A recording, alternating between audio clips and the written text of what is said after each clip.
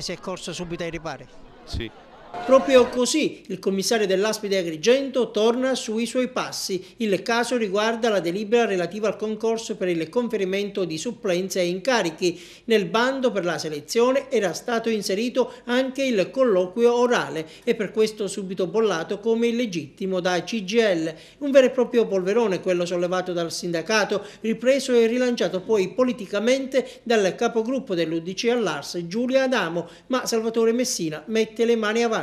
Abbiamo ovviato prima dell'interrogazione parlamentare a modificare con delibera 1222 il bando, c'è stata una riapertura dei termini, il concorso tra virgolette, perché le dico io, tendente solo alla formazione di una graduatoria, è solo per titoli e ci sono altri 30 giorni di tempo dal momento della ripubblicazione per la presentazione delle istanze. E intanto oggi, grazie alle scelte strategiche messe in atto dal commissario dell'ASP, a Palma di Montechiaro è stato inaugurato il presidio territoriale di assistenza.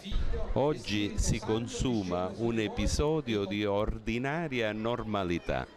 A Palma di Montechiaro, così come a Monza e a Milano, funziona un PTA. Inoltre abbiamo il piacere di portare a compimento il primo esperimento siciliano e probabilmente uno dei primi in campo nazionale di ospitalità di una struttura privata, l'AIAS, che si occupa di riabilitazione di diversamente abili, all'interno della nostra struttura. Il PTA di Palma rientra nell'ambito del distretto sanitario di Licata, il cui direttore è Vincenzo Pezzino. Quali sono complessivamente i servizi che saranno erogati in questo PTA? C'è tutta la specialistica ambulatoriale e interna, ci sono gli ambulatori dedicati per lo scompenso e per il diabete, c'è il punto prelievo e, come dicevo, c'è anche la diagnostica radiologica. E alla cerimonia di inaugurazione è presente l'assessore regionale alla sanità Massimo Russo. È una struttura importante per Palma, per la riorganizzazione del servizio nella provincia di Agrigento. Mi piace sottolineare come